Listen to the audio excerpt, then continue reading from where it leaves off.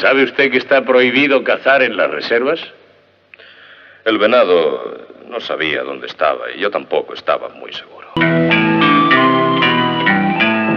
A principios del siglo XX, en Nuevo México, los mexicanos intentaban conservar sus tierras. Los colonos se estaban apropiando de ellas. Del pueblo de Sinaloa surge un rebelde llamado Luis Chama, que intenta por todos los medios, incluso judiciales, que este abuso termine. Sin embargo, un rico terrateniente contrata a Joe Kidd, un antiguo pistolero que conoce bien la zona, para capturar a Chama, que permanece escondido en las montañas. Pero después de comprobar la crueldad de este terrateniente, Joe cambiará de opinión y se enfrentará a él y a sus secuaces. Joe Kidd es un western antirracista realizado a principios de los 70. En aquella época, el western había sufrido un gran cambio, alejándose de los aspectos místicos del género. Era parecido a un ave fénix, que moría y renacía en repetidas ocasiones, aunque la prensa ya reflejaba abiertamente el agotamiento del género. Sin embargo, Clint Eastwood no creía en ello, y desde los 70 lo logró con 3 grandes películas: El fuera de la ley, El jinete pálido y Sin perdón. En Joe Kidd, la historia de denuncia social del pueblo de Sinaloa, representada por el personaje Luis Chama, termina siendo una consolidación